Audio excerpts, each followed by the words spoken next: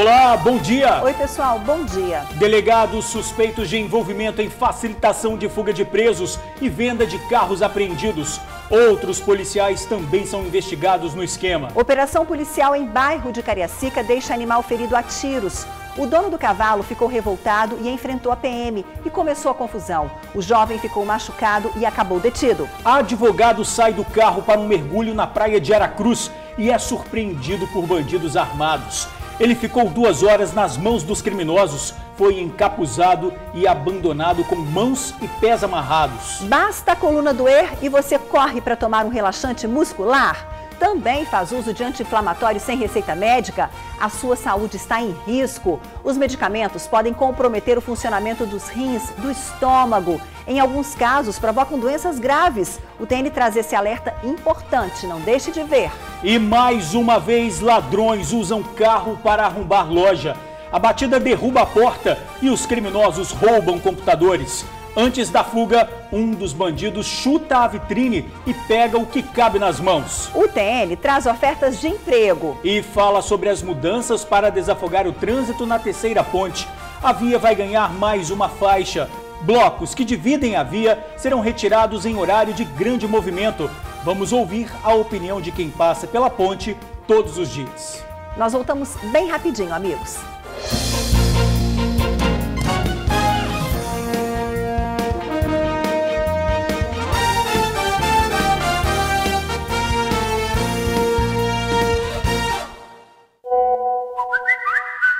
Teve tiroteio e confusão durante uma operação da polícia em Cariacica. Foi no bairro Flechal 2. Os militares faziam patrulhamento na região quando foram recebidos a tiros por traficantes. Durante o confronto, 3 disparos acabaram atingindo um cavalo, o que deixou o dono do animal revoltado.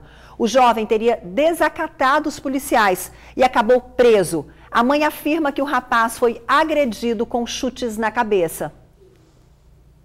A égua aparece muito machucada neste vídeo feito por moradores. O caso aconteceu no bairro Flechal 2, em Cariacica. Segundo testemunhas, o dono do animal, um rapaz de 24 anos, estaria passeando com a égua quando os tiros foram efetuados durante uma operação policial. 3 disparos acabaram ferindo gravemente o animal. Segundo testemunhas, a polícia estava em uma ação rotineira no bairro quando os tiros foram disparados. O jovem, de 24 anos, teria ficado muito exaltado quando percebeu que 3 dos tiros atingiram o animal de estimação. Segundo o relato dos próprios familiares, ele então desacatou os militares. E foi aí que a confusão começou. Ele estava dando banho no cavalo, botou o cavalo pro beco. Aí os policiais chegaram, começaram a atirar e o tiro acertou no cavalo. Aí disse que ele foi reclamar com os policiais, eles agrediram ele, bateram nele. Aí os vizinhos gritaram, socorro, pararam. Tava todo mundo exaltado, todo mundo bravo. Aí, quer dizer, ele se exaltou com os policiais, exaltou com ele, e eles acabaram voando um no outro, bateu nele, chutou ele. O jovem teve ferimentos pela cabeça e por todo o corpo depois da briga. Tá muito machucado, tá toda arrebentado, cheio de corte, cheio de ponta. Eu vi eles chutando na cara dele, chutou muito o rosto dele, chutou muito a cabeça dele, entendeu? Não vou dizer que meu filho que ele tava certo ou estava errado. Porque ambas as partes estavam exaltadas, tanto das polícias quanto ele. E eu acho assim que não precisava daquela violência toda, né? Porque policiais são treinados para situações difíceis. Então, se ele estava muito exaltado, o dever da polícia era ter mobilizado e algemado. O rapaz foi encaminhado para o DPJ de Cariacica. Ele não tem passagens pela polícia e trabalha como soldador. O animal foi socorrido em estado grave. Ele era criado pelo jovem há 5 anos. Olha, a Polícia Militar disse que o soldador foi detido por desacato porque ficou exaltado com a abordagem e que horas depois os militares foram informados de que um dos suspeitos envolvidos na ocorrência havia dado entrada num hospital da Serra com ferimento de arma na mão. A ocorrência foi atendida pela Polícia Civil.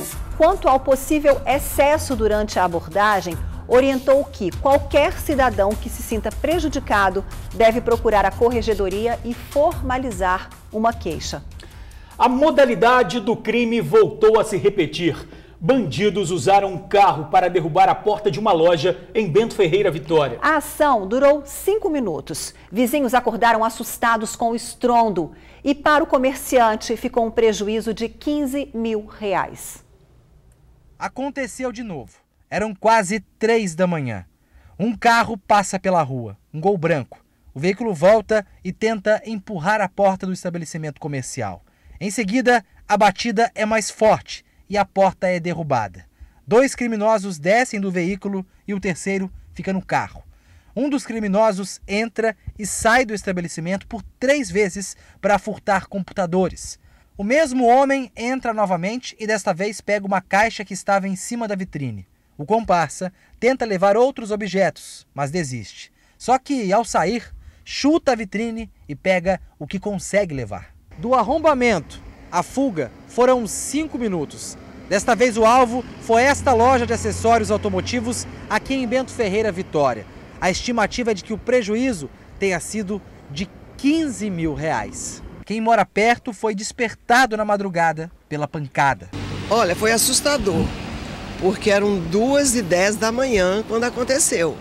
E eu acordei assustada, falei, alguém caiu, um prédio, ou estão derrubando até o meu muro.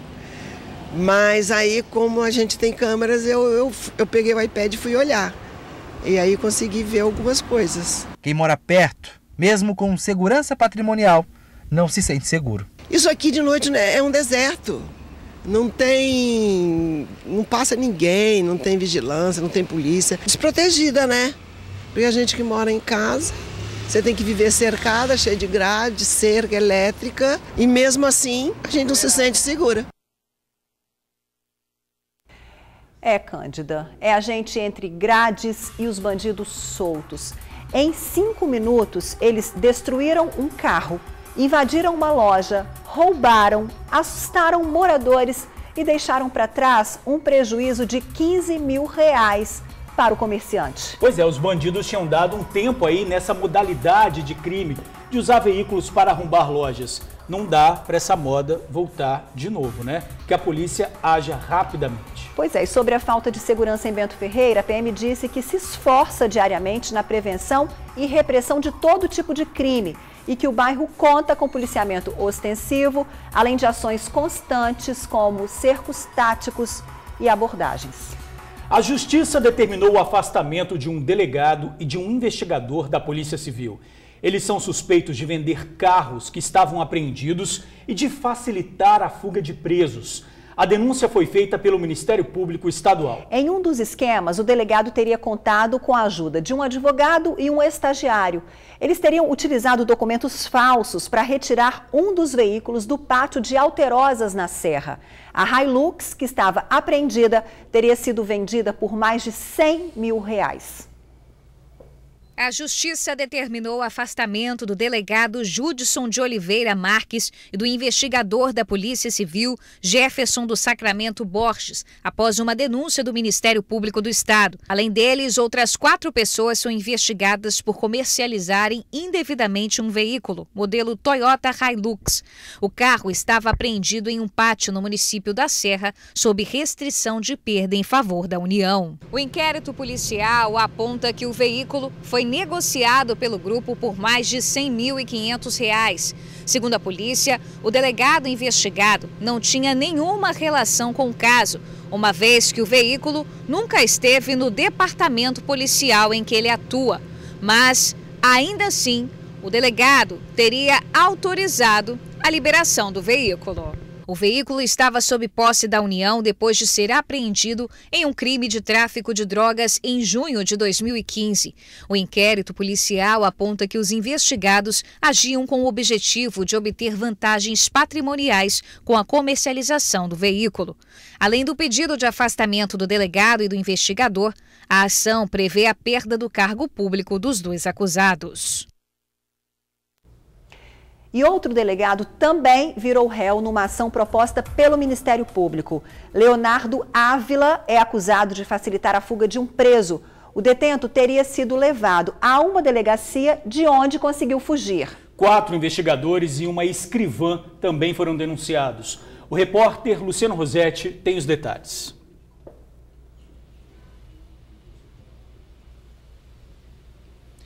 Olá, Ingrid. Olá, Jorge, amigo do TN. Como a gente acabou de acompanhar na reportagem que a Bruna fez, segundo o Ministério Público, o esquema envolveu o delegado Judson Oliveira Marques e o investigador Jefferson Borges. Na época, os dois trabalhavam juntos na delegacia de Novo Horizonte, na Serra. Esse esquema também envolveu outras 4 pessoas, sendo um advogado e outro estagiário da Polícia Civil. Essa caminhonete aí, ela foi apreendida 3 anos atrás, visto que era utilizada pelo tráfico de drogas. Um ano depois, o veículo foi liberado de maneira ilegal pelo delegado e depois foi vendido. De acordo com o Ministério Público, como é que esse esquema funcionava? Os envolvidos falsificavam assinaturas e também falsificaram uma carteira de habilitação. Em 2016, a caminhonete foi vendida por mais de R$100 mil e esse dinheiro foi repartido entre os investigados. Segundo o Ministério Público ainda, o delegado Judson Marques também é investigado pela liberação ilegal de outro veículo e por ter facilitado a liberação, a soltura de um preso, a fuga de um preso. A CESP, a Secretaria Estadual de Segurança Pública, informou que a Corregedoria Geral da Polícia Civil investigou esse caso, passou todo o material para o Ministério Público, que deu seguimento às investigações, e a polícia também continua informando que condena tudo o que aconteceu e que adota em cada caso a análise rigorosa e individualizada de todos os investigados. Com relação ao preso que teve a fuga facilitada, a Sejus disse que ele está na penitenciária máxima de Viana. Lembrando, que a Justiça determinou que tanto o delegado como o investigador fossem afastados das funções por 180 dias. Ingrid e George, volto com vocês. Valeu, Luciano, obrigado. Um advogado passou momentos de terror nas mãos de criminosos no norte do estado. Ele foi sequestrado e mantido refém por cerca de 2 horas. O advogado tinha parado numa praia para mergulhar. Assim que estacionou o veículo, foi surpreendido pelos bandidos armados. Foram 2 horas nas mãos dos criminosos. O advogado de 22 anos foi encapuzado e abandonado com pés e mãos atados na altura da comunidade de Cachoeirinha, em Aracruz. Chegou a pensar que fosse morrer. Tive minhas mãos amarradas para trás, tiraram o capuz da minha cabeça, mas colocaram a toalha. Comecei a ver, tive a visão debaixo da toalha ali toda e vi que todos estavam armados, continuavam armados. Me tiraram do carro e foram me afastando para um estado de chão, para longe do carro. Ali eu achei que queriam me matar. A vítima foi jogada no banco traseiro, acompanhado de quem parecia comandar a ação. O advogado percebeu que havia outro veículo acompanhando o dele. Ele ficava mantendo contato com o que estava dentro do carro aqui me fazendo refém. E ficava toda hora mandando áudio no WhatsApp, falando, tô passando não sei aonde, me espera, anda mais devagar, que eu tô te acompanhando, tô te vendo, vou ultrapassar aqui agora. Aí o outro de trás sempre ficava sabendo de tudo. A ação criminosa aconteceu na tarde de domingo em Praia Formosa, município de Aracruz. Assim que o advogado desceu do carro para dar um mergulho, foi abordado por 3 bandidos que saíram do meio do mato. Os 3 estavam armados e bem agitados. Os criminosos não sabiam nem como ligar o veículo. A vítima precisou ajudar. E manter a calma, conversando a todo momento com os sequestradores, foi a solução encontrada por ele. Perguntaram o que eu era, se eu era policial, se eu era algum bandido, algum chefe de alguma coisa, por causa do carro chamativo e minha pouca idade. E todo o tempo perguntando se tinha câmera dentro do carro, se o carro era rastreado. Ficaram com esse desespero ali nos 3, 5 minutos do começo do sequestro. Mas eu sempre mantive a calma e fui passando essa tranquilidade para eles, falando que estava dominado. Depois que os bandidos fugiram, William andou por quase 1 quilômetro até a S010, onde pediu por socorro. Acredita que se estivesse armado, poderia ter evitado que os bandidos o levassem. A bandidagem está tomando conta, né? Infelizmente. Infelizmente só eles estão podendo andar armados. Nós, cidadãos de bem, não podemos. Eu acho que se eu tivesse armado, ou toda a população de bem estivesse armada, a situação seria diferente, não aconteceriam casos como esse. Olha, um caso absurdo que demonstra o quanto precisamos de mais segurança. Nos mostra como ninguém está livre da violência. Infelizmente, precisamos estar o tempo todo sob vigília. Evitar lugares desertos, sem policiamento. Pois é, Jorge, no caso que mostramos agora, não fosse a calma do advogado que negociou com os bandidos, o desfecho poderia ter sido trágico. Quanto à arma, a gente sabe o quanto é arriscado enfrentar criminosos. Pois é, melhor deixar esse trabalho para quem está preparado para o enfrentamento, ou seja, a polícia. E mais uma vez, atenção redobrada nos lugares que frequentamos. O carro levado pelos bandidos é um Corolla placa PPX 1019. Quem tiver informações deve ligar para o Disque Denúncia 181.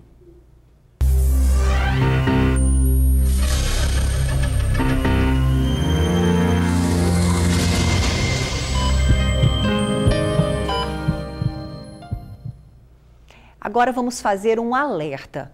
Quando o assunto é automedicação, o brasileiro é recordista. Afinal, quem nunca tomou um remedinho para dor de cabeça ou febre sem consultar um médico, hein? Pois é, muita gente toma, né? Por conta própria ou com a indicação de um amigo ou parente. E aí está o perigo.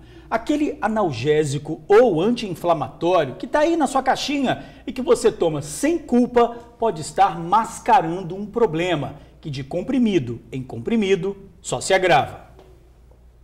É uma infinidade de opções. Relaxantes que prometem tirar aquela dor na coluna que tanto incomoda, anti-inflamatórios que aliviam dores de cabeça, cólicas, que atire o primeiro comprimido quem nunca se automedicou com um desses remédios. Dona Maria da Conceição faz da farmácia um supermercado. Escolhe remédio para tudo por conta própria. Geralmente compro lá para casa Dorflex, compro esse remédio para gases. Eu já sei que faz bem, não tem? Eu vou lá e pego e compro. Vou fazer o que no médico? É um hábito da senhora escolher o próprio remédio mesmo? Culpa da vida agitada, do estresse do dia a dia. Se você acorda com o pescoço travado, pensa logo no relaxante. Se a garganta arranha, toma logo um anti-inflamatório. Mais rápido, né? Na correria do dia a dia, você ir na farmácia, já sabe qual o remédio que você quer. Pegou, pagou e toma o remédio por conta própria mesmo, é bem melhor. No Brasil, os relaxantes musculares estão no topo dos medicamentos que dão mais lucro ao setor farmacêutico. Imagine, 470 milhões por ano. Em seguida, o anti-inflamatório, que assim como o relaxante muscular, não exige receita médica. Só que os medicamentos que lideram as vendas no país também lideram o ranking dos riscos. Estudos apontam que o uso indiscriminado de relaxantes afeta principalmente estômago e rins. O anti-inflamatório em excesso aumenta em 58% a chance de infarto. Este médico relata outros riscos. Esses remédios, apesar de serem vendidos sem receita médica, a grande maioria é vendida sem receita médica, ele pode trazer grandes problemas aos pacientes.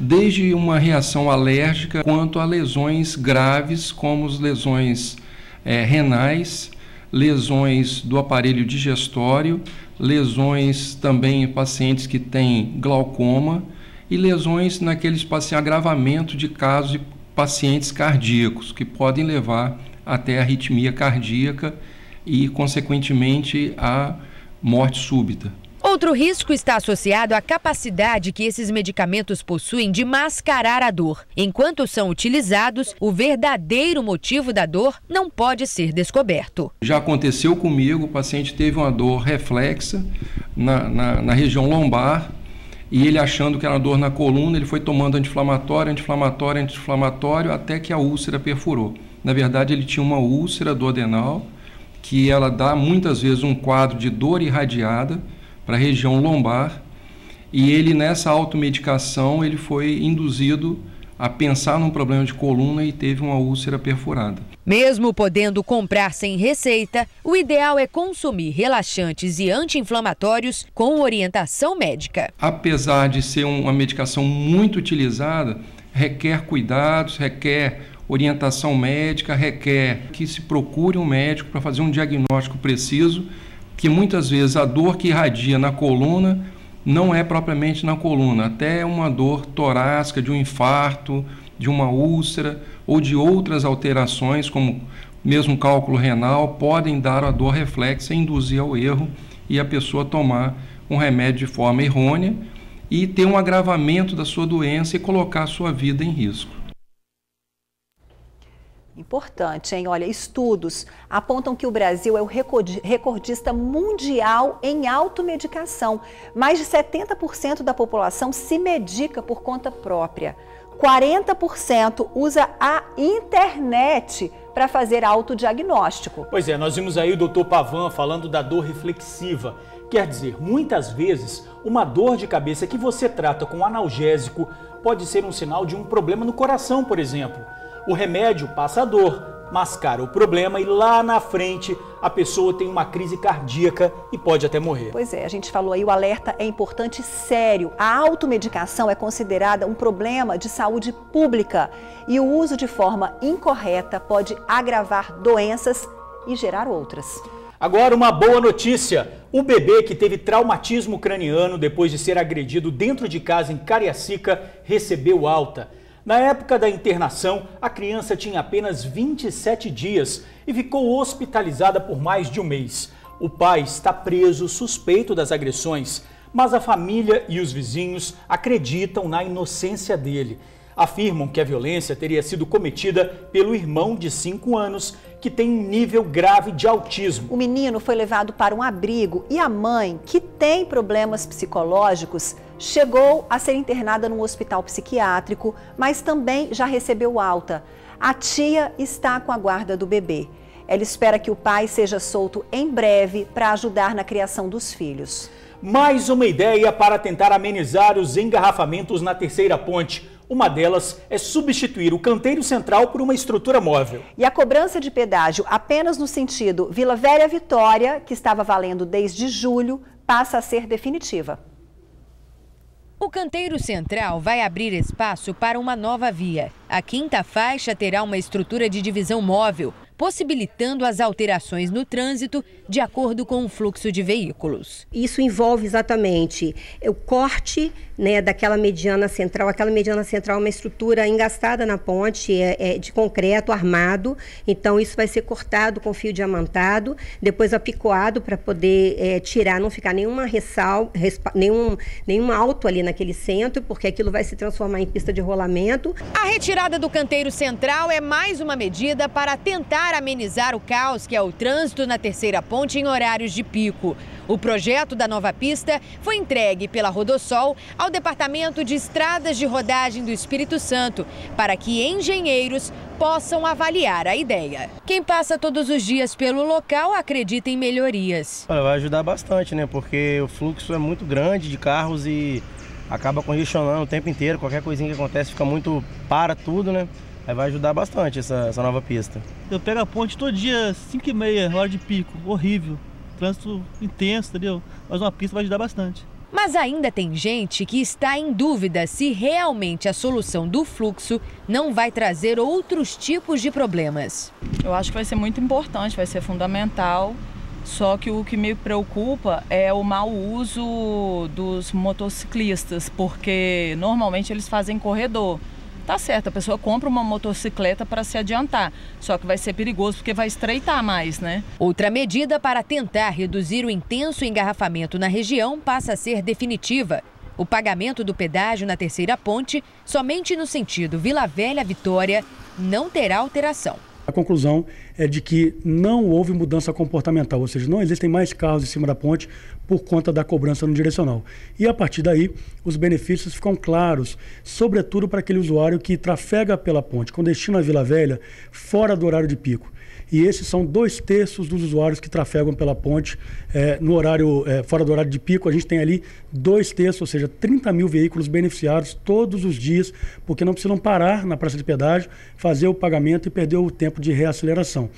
Para as pessoas que trafegam necessariamente no horário de pico, em torno de 12 a 15 mil veículos, essas pessoas têm uma percepção muito diferente, ou seja, a percepção varia de usuário para usuário. E variam por quê?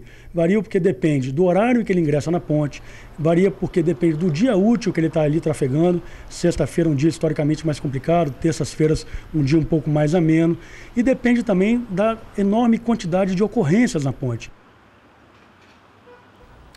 Olha, no trânsito é evidente o aumento do número de motos e bicicletas. A chamada frota de 2 rodas cresceu na proporção da crise e da mudança do comportamento do capixaba. É isso mesmo, gente que desistiu do carro em busca de uma vida mais saudável ou que por motivos financeiros precisou optar pelo transporte alternativo. O Espírito Santo tem hoje mais de 500 mil de motos e bicicletas. O material de trabalho está todo dentro da pasta, que já tem espaço garantido. Há alguns meses, esse funcionário público decidiu trocar o carro disponibilizado pelo órgão em que trabalha por uma bicicleta. Foi com o objetivo de ter mais condições de estar detectando os problemas do município, né? Visualizar as demandas necessárias a ser feito com a bike. Além da agilidade nas demandas diárias, Fernando também ganhou qualidade de vida, perdeu alguns quilinhos e se sente muito mais disposto. Eu emagreci logo no começo uns 4, 5 quilos e aí estou mantendo, né? Eu fiz uma avaliação, estou bem, graças a Deus, certo? Conciliou a saúde com o serviço, com o bem-estar. Hoje na academia eu já não faço mais bicicleta, já ando o dia todo.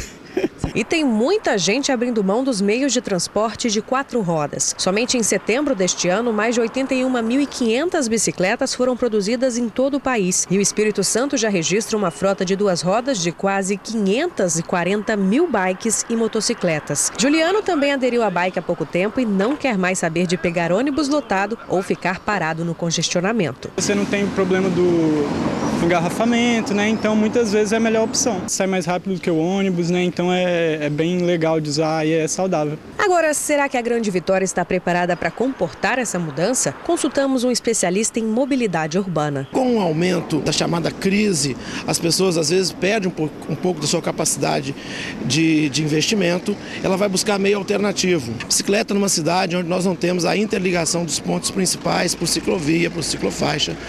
E aí o código diz que quando não tem esse espaço específico, há de se disputar o espaço na via pública com os demais automóveis. Isso aumenta a nossa preocupação, porque se o espaço não é seguro, não é adequado. A chamada frota de 2 rodas está em constante expansão. E para comportar o aumento constante de motocicletas e bikes nas ruas, além da questão trânsito relacionada à infraestrutura, também é preciso contar com o bom senso dos motoristas. Vidas como a de Vandemar, de 19 anos, atropelado e morto em Vila Velha por uma carreta que fazia manobra irregular, e de Marcos, atropelado por um carro na Fernando Ferrari, em Vitória, poderiam ter sido poupadas. Eu estou num veículo automotor, eu vejo uma bicicleta, eu deveria dar sim, prioridade à bicicleta, preservar a bicicleta, porque a própria legislação determina que os veículos de maior porte devem, cuidados de menor porte, motorizados, enfim. Temos que respeitar o direito de ir e vir, agora com critério, com cautela para evitar os acidentes.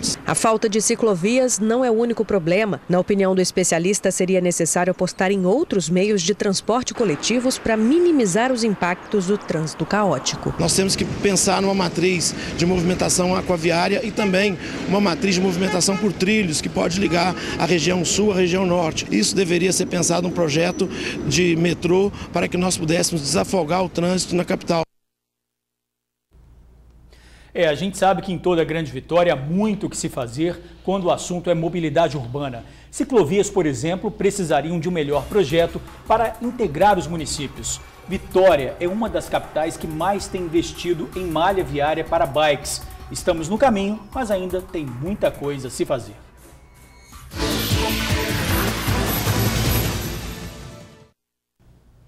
Terça de empregos. São vagas para auxiliar de depósito, biomédico, gerente de tecnologia da informação, mecânico soldador e operador trainee.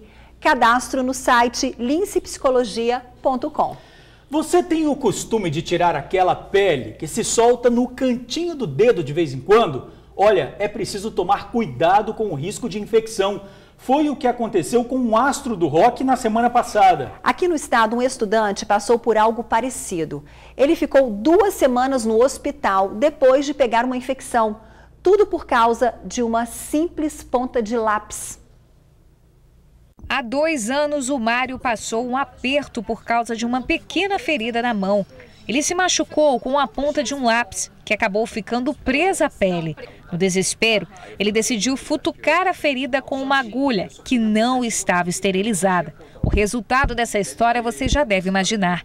Infecção na certa. Em menos de 24 horas, olha só como ficou a mão do jovem. A infecção rapidamente se espalhou para o braço. Mesma noite, a infecção começou a subir. Eu vi um vermelhidão na minha mão, teve início de febre, mas eu pensei não ser nada grave e aí inventaram de me levar no PA. O que o médico falou para vocês? A conclusão era de que uma bactéria infecciosa bem forte, que isso poderia gerar algum problema se não fosse tratado imediatamente. Foram 15 dias internado, tomando antibióticos fortes até que a infecção desse uma trégua. Quem nunca mexeu no canto da unha? Ou arrancou aquela famosa pelinha dos dedos com os próprios dentes?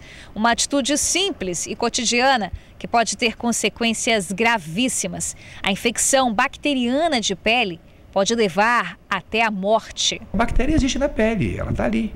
Na pele ou na própria agulha ou do material que você está usando para instrumentar. E você feriu ali, a bactéria invadiu você. Então ela saiu da pele, a pele protege você. À medida que você abre uma solução abre um buraquinho ali, a bactéria invade sua circulação sanguínea até. No caso do Mário, por sorte, a infecção não se espalhou. O primeiro sintoma que ele sentiu foi a febre. Mas o médico infectologista explica que outros sinais podem ser observados. Qualquer ferimento na pele, a pessoa tem que lavar o local com água e sabão, tá? E usar no máximo um pouquinho de álcool. Tá? Mais nada, tá bom?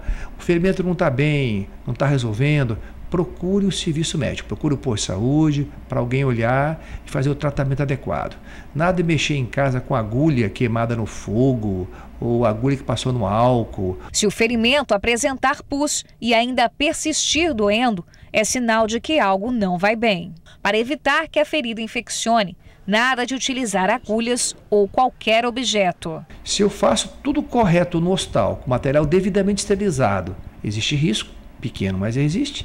Quanto mais sendo feito com material em casa, que não foi adequadamente esterilizado e assim por diante. O Mário aprendeu direitinho a lição. Agora, em caso de machucados na pele, ele já sabe. Não repetir o mesmo erro. Com certeza, jamais futucar qualquer machucadinho aí com um alfinete, com agulha, qualquer coisa, né? Pô, jamais, ainda mais sem esterilizar. Pode não, né? Pois é, no caso do cantor, ele precisou passar por uma cirurgia e cancelou a maratona de shows. Por isso, fica o alerta, ó, siga as recomendações do médico e evite passar pelo mesmo problema.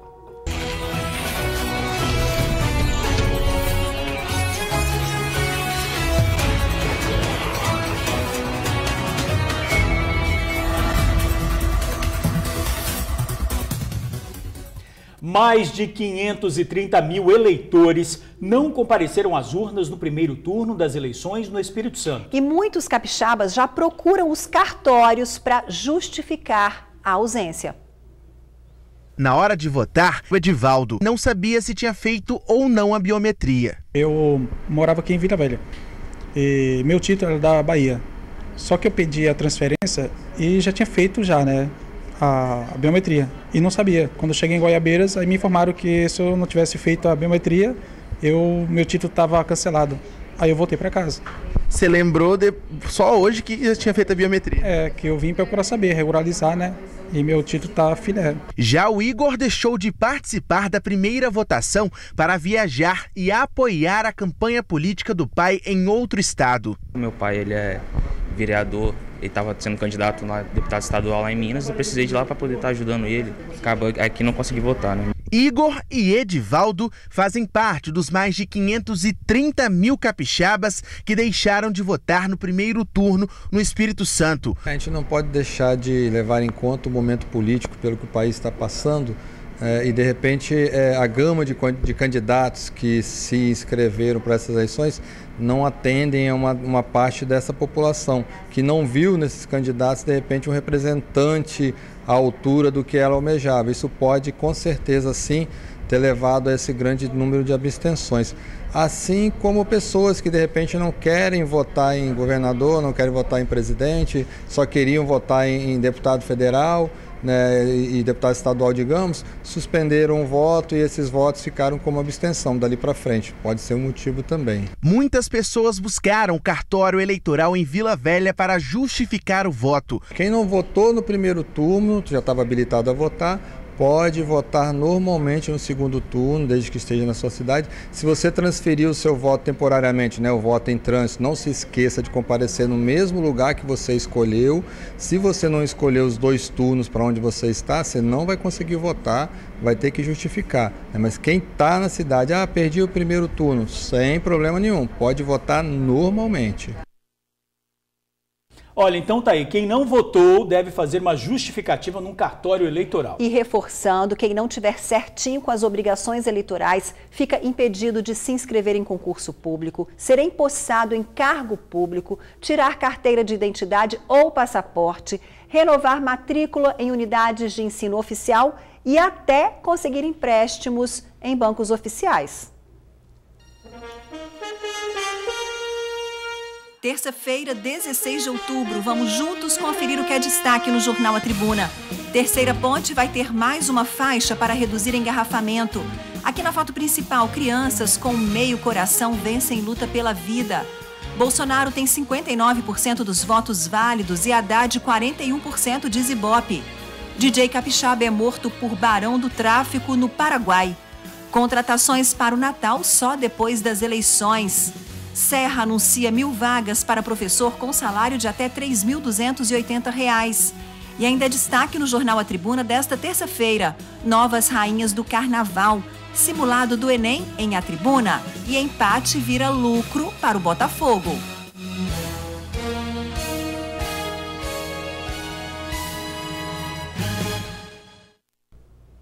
O TN volta já e fala sobre a demolição de quiosques na praia de Itaparica, em Vila Velha. Dona Amelina, de 60 anos, é uma das comerciantes que podem ficar sem o ponto. Ela está triste e preocupada. O lugar é o sustento da família. Agora, 12h24. 3 quiosques da praia de Itaparica, em Vila Velha, deverão ser demolidos até dezembro. A decisão foi determinada pela Justiça. Um dos argumentos é de que os quiosques estariam inativos. Um deles é de Dona Amelina, uma senhora de 60 anos. Ela deixou o quiosque fechado por alguns dias para cuidar do irmão, que luta contra um câncer. O choro e o desespero de Dona Amelina não são à toa. A cada dia que passa, a demolição do quiosque dela, na praia de Itaparica, em Vila Velha, se aproxima. Estou muito triste, porque isso aqui é a minha vida.